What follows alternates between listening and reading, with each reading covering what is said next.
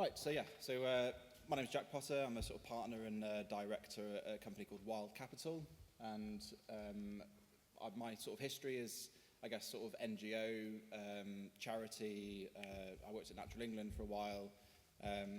Sort of latterly in Natural England, I was sort of part of the Biodiversity Net Gain team that sort of, I guess, built the biodiversity metric. I sort of majored in the rivers and streams side of the metric.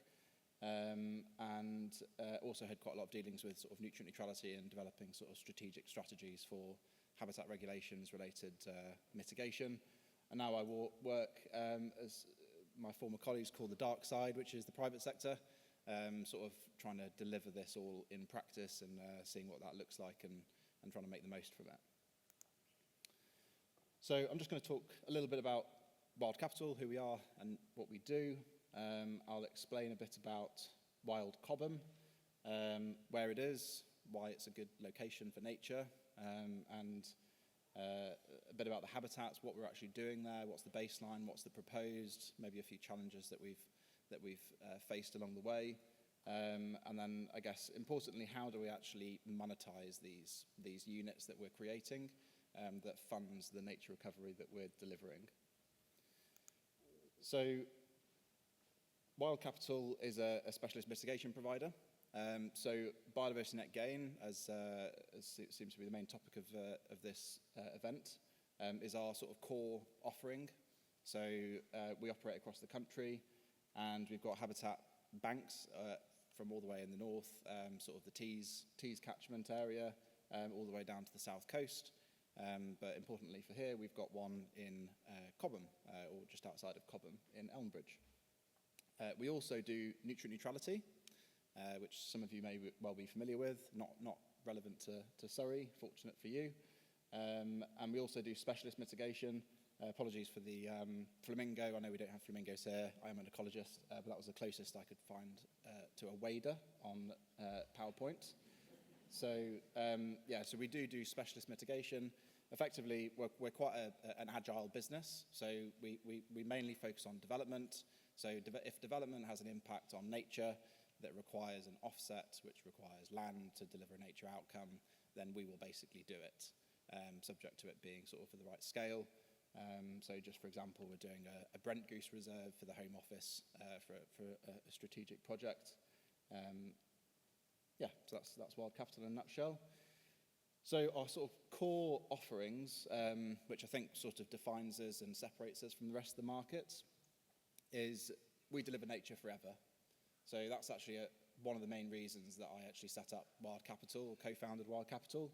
I was sat behind my computer at Natural England, tapping away on my keyboard, saying this is going to be brilliant, and then went into the real world as a consultant and was immensely frustrated at the fact that this 30-year timescale had been translated in farmers' minds to be the equivalent of long-term stewardship agreement.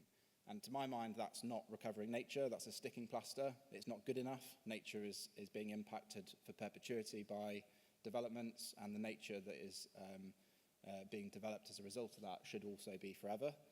So that's one of our core offerings. I think it's great that we're offering that, and it seems like a bit of a USP for us, but realistically, there's enough sort of money in the charging of the units that we sell, and to be able for everyone to be able to do this, and I think hopefully the industry will follow in our footsteps when developers, local authorities will see sort of traction in that. Maybe local authorities will stick their neck out and not just say we're going to go 10% to 20% like Guildford had, which is a great thing to do, but maybe it can be a bit more meaningful than that, and people can start thinking about whether nature forever would be a good commitment. So we're also independent, and by that I mean we don't have an in-house ecology team which tells ourselves how much money we're going to earn. So we don't have an ecology team in-house telling us what the baseline is, and then what habitats we can deliver from that baseline, which then translates into units, and then obviously translates into a financial return. So we outsource that, and that's a point of differentiation from many other habitat banks. So we don't mark our own homework. We also go external for monitoring as well. One of the benefits of committing to nature forever is our business plan is to buy the land. Sometimes it's challenging to get landowners to sign up for a perpetuity commitment. So we've actually structured our business to make that an easier decision by owning the land ourselves. So by owning the land ourselves, we are the decision maker. And because we're basically letting that land go for nature forever, we don't care what that looks like in 30 years' time, as long as it's good for nature. So we can do more ambitious habitats, maybe with more ambitious and more permanent land use change types, like woodland or open mosaic habitat on previously developed land, where maybe farmers would be slightly less open to that sort of scale of radical change. And then the last thing is financial security. So this is something I used to shout until I was blue in the face at Natural England. This is something which I think is starting to be talked about a lot more, thankfully. But effectively, if you've got a site which is, you're being paid for a nature outcome, and all of that payment is coming to you up front on day one, you've then got a liability for the next 30 years, and actually that sort of financial security element is actually really important just to stand the test of time. So we have sort of all of our unit sales or credit sales that are invested in an independently managed fund by an independent financial advisor. We aren't actually allowed to have access to that money unless it's in accordance with a schedule of works, or which is in accordance with the habitat management plan. We also have contingency pots and enforcement pots as well to allow step-in rights and what I'm calling dip-in rights, just to add that extra level of sort of security over the site for the term of the agreement. So just to sort of zoom out and put it in context about what I'm talking about and where it is. So the site is the red dot, which is in Elmbridge Local Planning Authority, and the pink line shows where that is in relation to Surrey. And also, many of you are probably familiar with national character areas, which is the sort of second layer of how markets work in Biodiversity Net Gain. So we're sort of right on the edge of the Thames Basin Heaths National Character Area, which obviously spans a number of local authorities outside of Surrey. So that they're the sort of, I guess, the local markets that we're operating within. And then from an ecological perspective, we are passionate about making sure that what we are delivering is having some meaning in the local landscape. So we acquired this site, and looking at it from an aerial view with the Thames Basin Heath, the other side of the M25, and all of that priority habitat, it's quite clearly the missing or a missing piece of the puzzle in a sort of nature recovery. It's not as detailed as a local nature recovery strategy. Can't wait to see that. Hopefully we're within that, looking at this map. Yeah, it's quite an exciting opportunity to sort of bridge the gap between habitats. So it doesn't look like there's much change here. So the baseline is the one on the left. So most of the site is other neutral grassland, but most of it's in the floodplain. At the moment, it's sort of a fairly monoculture grassland. So it's not modified grassland, which is perennial ryegrass monoculture, but it is a fairly boring grassland at the moment. So it's in poor condition, it's other neutral grassland. Walking over it in the summer, it does look like it wants to be better than that. And I think the soil samples came back justifying that it does want to be better than that. There was bits of bird's foot trefoil popping up here and there, and knapweed, just showing that it wants to be let go to be enhanced to something more interesting. So I think with a very gentle shove, it will achieve some great things. There's scrub on the boundary of the river on the eastern side. We actually had to sort of encroach on the grassland. So from a unit perspective, it didn't actually really make sense to do that, because you're losing something which is a medium distinctiveness habitat, and then you're creating another medium distinctiveness habitat. So the net impact is not actually that great. So logically, you think, well, that doesn't make sense, so we won't do that. But actually, with consultation with Surrey County Council and Elmbridge Planning Authority, we decided to do that so that we could actually achieve better with the scrub that was on the boundary of the river. So that was one of the things that we're doing. You'll see that we've got quite a lot of trees that we're proposing that are in the grassland. Now, they don't generate that many units because we're not allowed to suggest that they're bigger than small. You have to say what they are when you plant them, not what they will be in 30 years' time. So you get not very many units for planting quite a lot of trees. I think we're getting 0.89 units of medium distinctiveness individual trees by planting that many trees. Now, we had to be quite sort of careful about how many trees we planted here. It looks like a lot on that map, but that's only actually 6 per hectare. So that's not that many. I think there's a balance to be had here, where actually if you plant something which is, I don't know, 10 plus, 20 trees per hectare or something, maybe on a map it might look okay, but actually in practice those trees will start to compromise the ability for the grassland to reach the target sort of condition and species richness that you want it to be. So we've sort of spaced them and done the densities accordingly. On the bit at the bottom, the bright green on the left, and then what's turned into the purple hashed and the sort of checkered area. So that's mixed scrub and traditional orchard, and then there's a pond in the corner. So I guess this is our area of what we call the flexible area. It's the flexible habitat area because it's modified grassland in poor condition. So that's 2 units per hectare, which is the equivalent of arable land. So it's a monoculture of perennial ryegrass. So we've got a bit of a blank canvas there. So that's sort of our flexible area where we can do some slightly more radical changes that generates a decent yield to then basically pay for it. So we've got scrub on one side, traditional orchard on the other. That's just what we think probably will be required by development to be able to meet their trading rules. I think there's a balance to be had here, and I think this area really highlights it.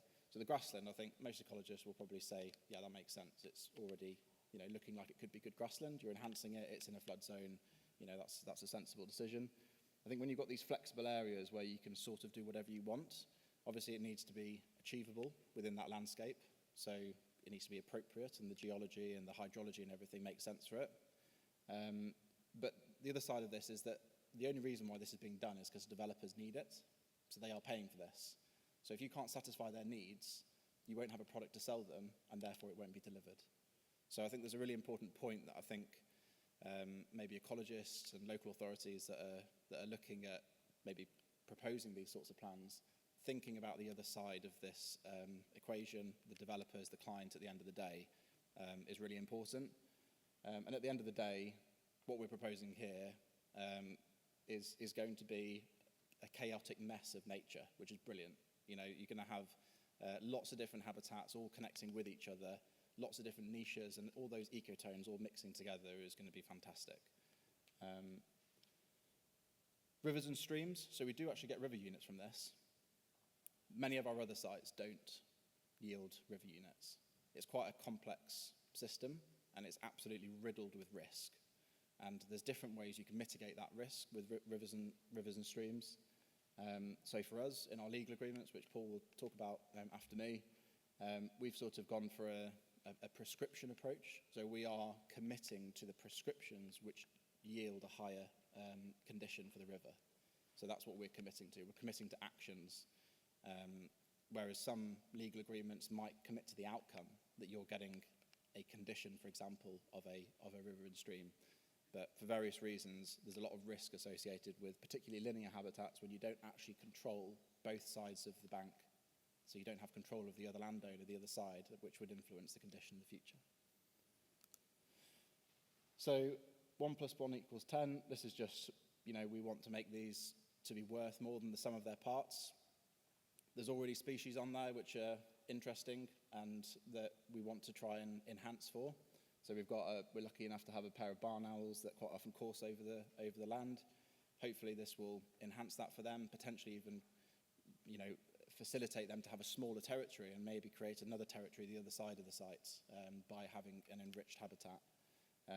Stag beetles, rotting wood is one of the things that we're going to be doing as part of the riverbank stuff. Hopefully the orchard at some point will become mature enough to be able to facilitate deadwood species. Grass snakes, it's not in our legal agreement, it's not on our habitat management plan, but these are things that we can create hibernaculums that are just outside of the flood zone within our site to facilitate homes for species to move in that currently aren't there. reed buntings as well, and maybe some slightly more far-fetched and ambitious targets, brown galingale. I don't know whether that's extinct from Surrey at the moment. I think it might be, but maybe brown galingale could be reintroduced as a bit of bare ground. We've got 5% bare ground we can have in a lot of these habitats, maybe with a bit of targeted reintroduction and facilitating those habitats within what we can do within our management plans. These are canvases for us to be able to paint some pictures of nature and help nature restoration for species as well.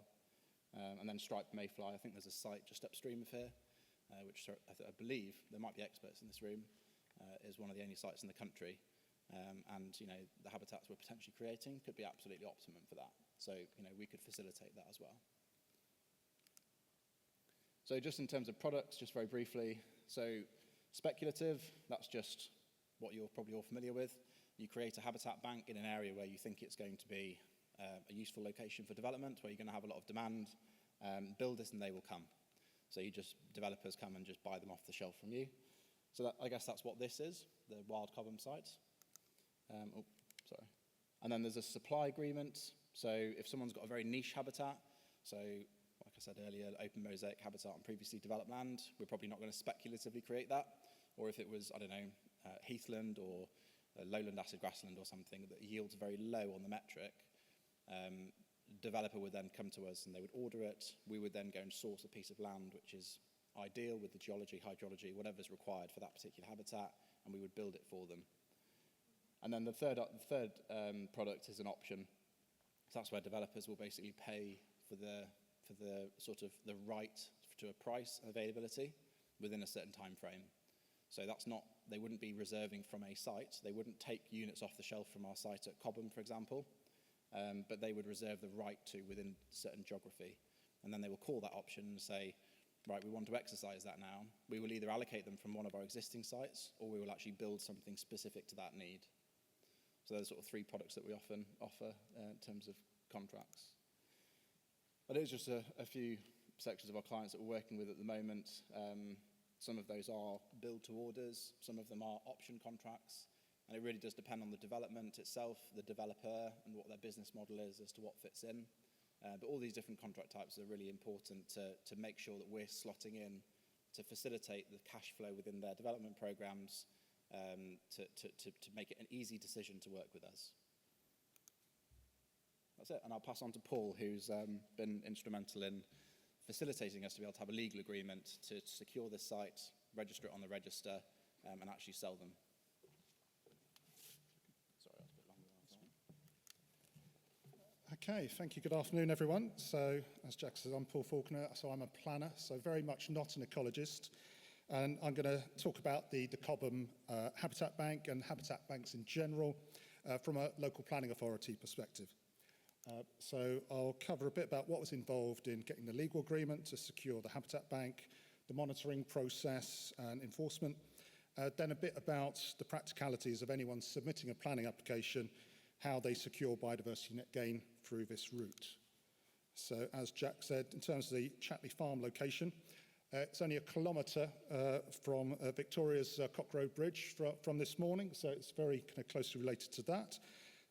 And moving on to how did we secure a habitat bank?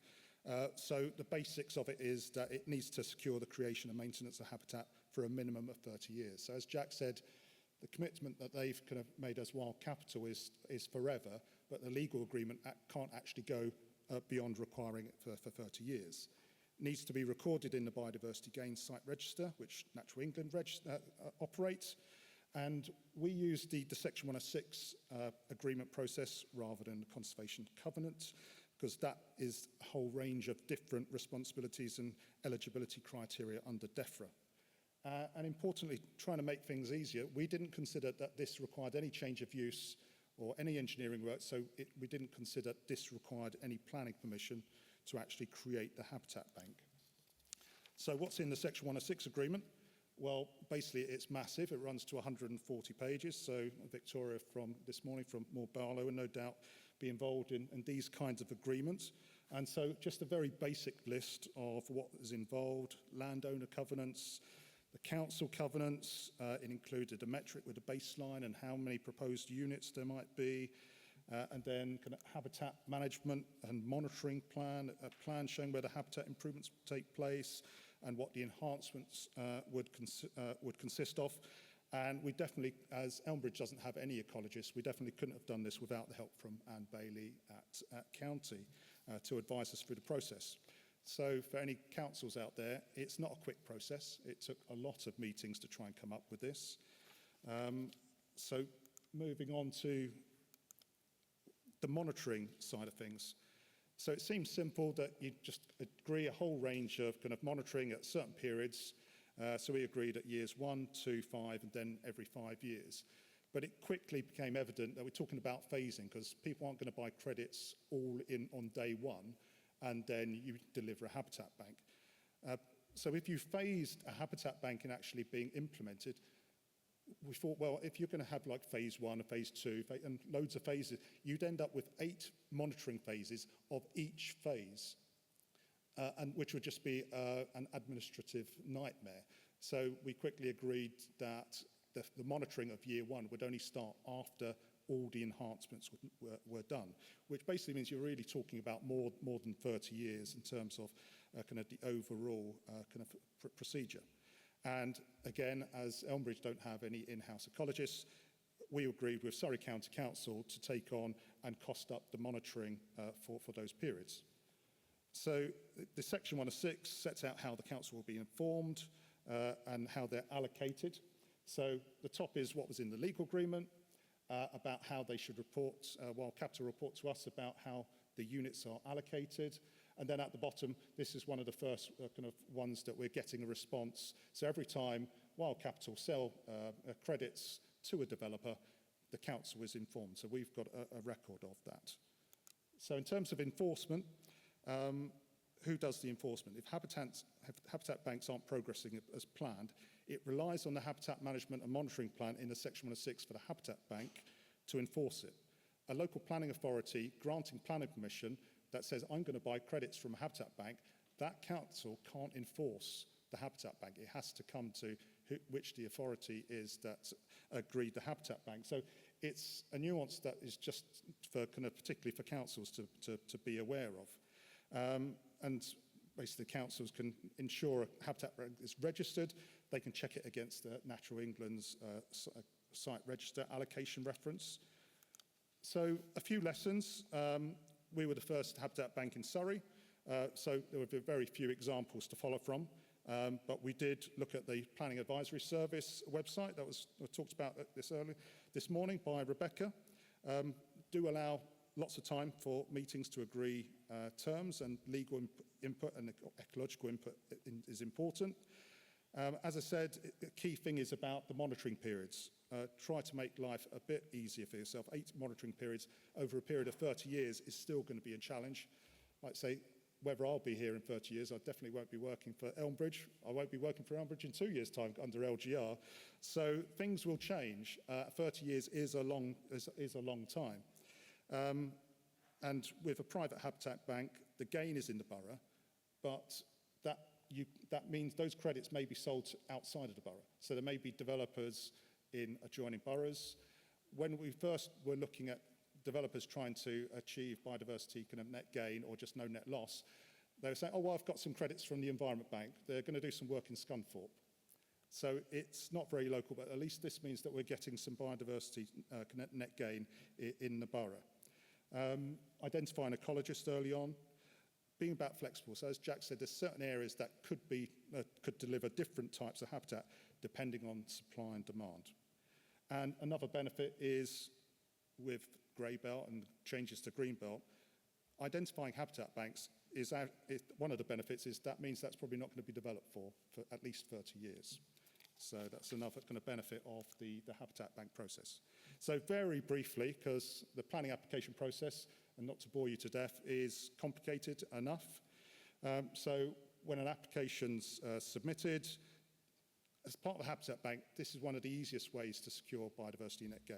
The applicant just confirms that the 10% will be secured off-site, and at that stage, you don't need to provide any further details. No planning condition, no Section 106 agreement. The confirmation of how the units will be secured will be done through the Biodiversity Gain Plan when that's submitted. And you don't even put that condition on as a condition. So part of that kind of problem is when you get to that stage, you say, yes, this is proof that I've got those metrics, a copy of the allocation agreement and a copy of the metric, and then the council can check that online through Natural England's allocations register. And this is some of the information that you might get in terms of what is on the allocations register to show what it looks like. But in terms of the flow chart, this is just one tiny part of the planning process of how do you secure biodiversity net gain. So there's a whole load of different kind of processes to go through. Whereas if you've got biodiversity kind of net gain, effectively you just kind of followed the blue process. The Habitat Bank route is apply a standard informative at the application stage, then the flowchart takes you to the bottom left where there's no condition or Section 106 agreement is required. So when you issue the decision, you don't put a condition on. The government has got other information. There's legislation in the Government Planning Act that says it's an automatic condition, but a lot of developers won't notice that. So the government advice is don't put a condition in your decision notice. Refer to this standard informative. This is the standard informative, which even on this massive screen goes to 2 pages. So hopefully developers obviously read all the informatives, but the key point to pick out from that is the biodiversity gain plan must be submitted to the council and approved in writing before the development commences. That's what those 2 pages of a lot of text and legislation refer to. So another plug, again, that I'm sure Rebecca from PAS is familiar with. For planning officers, the Planning Advisory Service BNG Forum on Basecamp is particularly useful. There's whole forums, useful kind of contacts to other information for planners.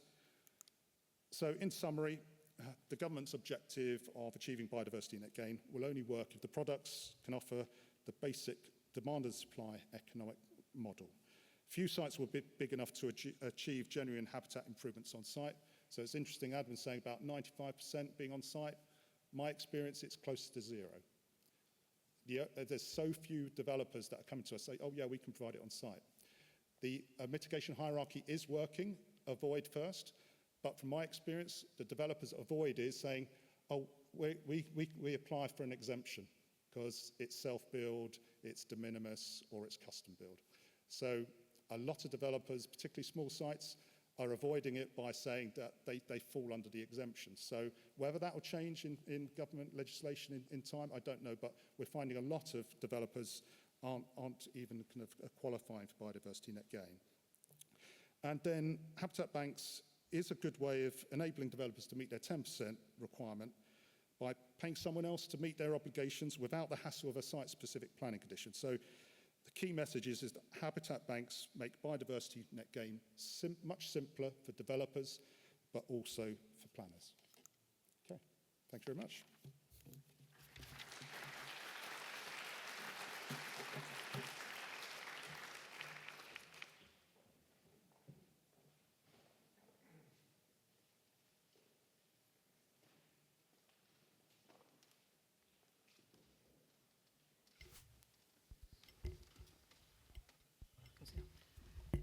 Right, can you hear me?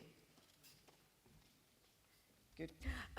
We are slightly overrunning, but I'm still going to give ourselves 10 minutes on Q&A because I can squish my bit at the end, so that's fine. So, any questions? That one, please.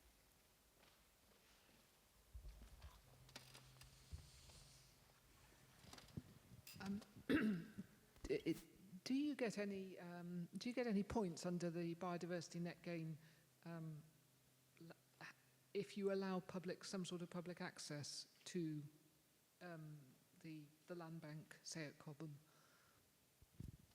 Is this working? Yeah. No. There's no public access on this site. We have other sites around the country that do have public access. We're finding that actually local authorities, responsible bodies are actually requiring is in our legal agreement not to create public access on our sites. So they're actually actively dissuading us from doing that. So rightly or wrongly, obviously we're creating sensitive habitats. Whether they're that sensitive or not remains to be seen, probably not, but that's where we are at the moment. We are, however, doing, rather than public access and open access, we are doing controlled access. I think we like to see these as huge opportunity areas for local communities to engage with, local schools to be able to go and do some bug hunting or something, universities to do studies about, different techniques for creation of habitats or management, all within the scope of what's allowed with our legal agreement and our habitat management plan. So we are pushing on that door, but not public access.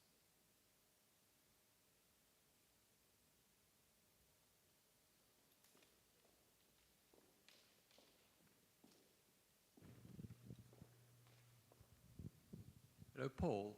Are other Surrey planning authorities following your example? And if not, how are they handling the situation of off-site biodiversity net gain? So I don't think anyone is doing habitat banks yet, but there is a project with Surrey and most of the boroughs trying to identify the potential for habitat banks on their own land. But that's still kind of some way off actually being implemented. So yes, it will take some time. That's part of the problem of trying to establish those habitat banks.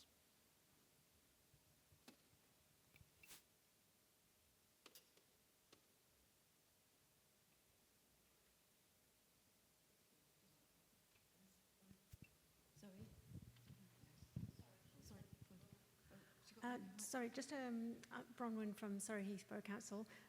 Just a question about the phasing and the timing with the monitoring. So you mentioned that obviously it'd be very complicated to have concurrent, monitoring kicking in. I'm just wondering if there's a flexible element, like you were mentioning, Jack, to the different things that you're going to be delivering. Is there a risk that monitoring doesn't happen for a very long time because that 8th phase doesn't happen for a long time away from day one, sort of thing? Unless I misunderstood, sorry. Yeah, I think how it's been set up is that because we've made it more complicated for Elmbridge, so apologies for that. But effectively, we don't see the point in just build it and hope they come, because this is a demand-led market. If we can't meet the needs of the developers, then we're not getting paid to deliver the outcome. So what's the point? And it'd be very bad if we ended up establishing a habitat and then having to rip it out to put another habitat in because no one wanted the one that we put in before and someone wants a different one. So that's why we've insisted that we need a slightly flexible approach where we can sort of say, well, we are delivering the management plan, but we're going to deliver this bit now and then that bit and then that bit. The reality is, based on our first period of since we've been live, we're probably actually going to be doing all of this within maybe 2 years, possibly a year, but probably 2 years. The monitoring structure is that we still do the walkovers, we still do the monitoring from the first one, but it all falls into line by year 5. So the full condition assessments at year 5. So if you, for example, created some habitat in year 3, then you wouldn't then do a walkover for year 1 and 2, and then year 5 from that point. You would do it from the first one that was done. So everything would fall into line from 5 years from the first one. So the monitoring will be covered for the 35 years possible in total, but in what we're experiencing, it's probably going to be actually 31 or 32 years. There's a question over there, and there was a question here. There's a gentleman over there. Yeah, not Mike. Sorry, Dan, Woking Borough Council. Do you charge a monitoring fee, Paul, and if so, how did you establish that? So the monitoring fee was worked out with Surrey County Council so like I said, because we don't have any in-house ecologists, we agreed with Surrey County Council that they would do the monitoring for us, to check the monitoring. So the fee was worked out on how much Surrey felt it would cost them to do over the 30 years, index linked, because obviously things might change, etc. And it's also with a contingency that If Surrey couldn't do it for any reason, there would be an agreed procurement process for finding an alternative provider to find an average plus a certain amount of free quotes.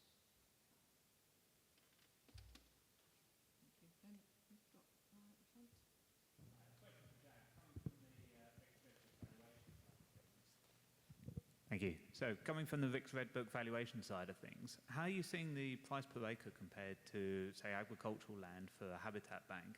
And is there much appetite for buying land that could be used for habitat banking?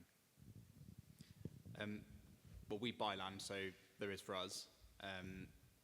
Most other providers don't buy land. They generally lease land or joint venture.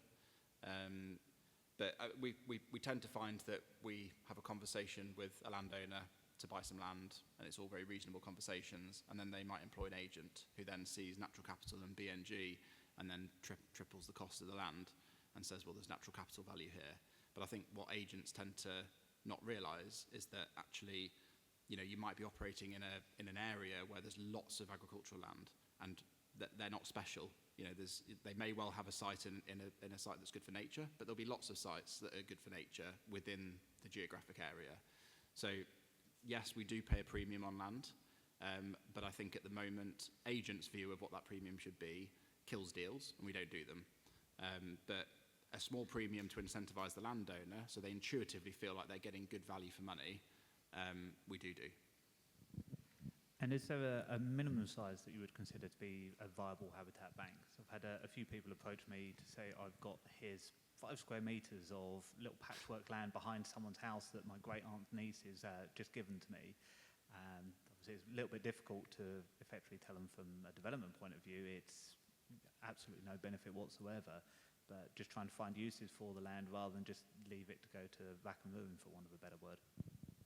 Yeah, so I think that for us, probably the minimum is probably about 20 acres. And really, we want much bigger than that. But 20 acres is probably the minimum. Otherwise, I mean, it's possible to do it lower than that, but you end up with the overhead costs of the monitoring fees, the management fees, just administering the scheme, and getting people on site, you know, contractors to do some work for a very small amount of work. That all just basically pushes the cost up of the units that you're selling, and then you end up being not competitive. So, yeah.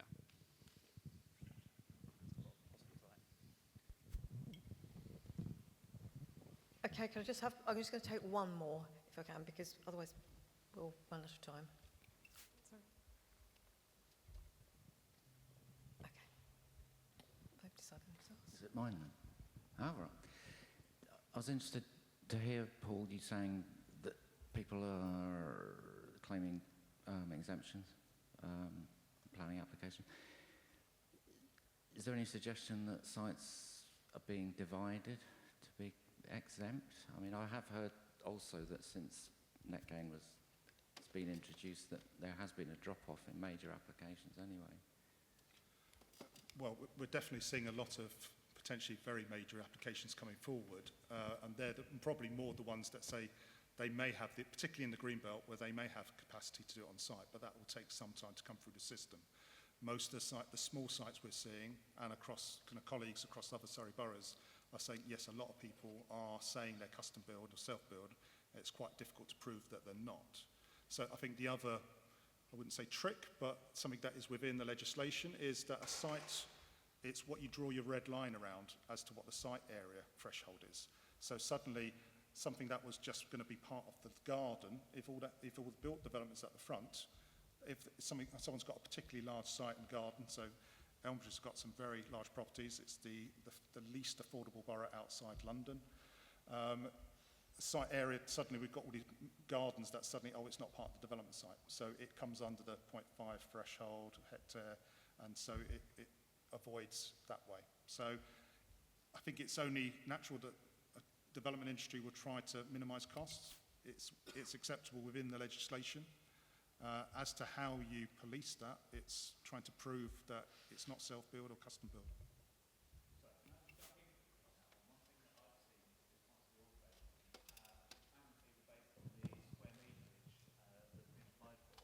And as you mentioned, that But if they don't need planning permission for the habitat gain, but it's immediately adjacent, a lot of developers that I've seen have said, well, why should I pay a planning application fee for something that I don't need planning on? So we'll parcel that separate, we'll provide the habitat, and that's not going to be in the development area. So then it becomes a little bit of a Section 106 agreement to say, well, yes, it's on site as far as the developer's concerned. It's all a single piece of land, but it's outside the red line. So there's a bit of a balance for it. They know that they're going to have extra costs on the legal fees if they go that way, but it means they're not paying planning fees. So a lot of different thoughts and considerations go into this at quite an early stage.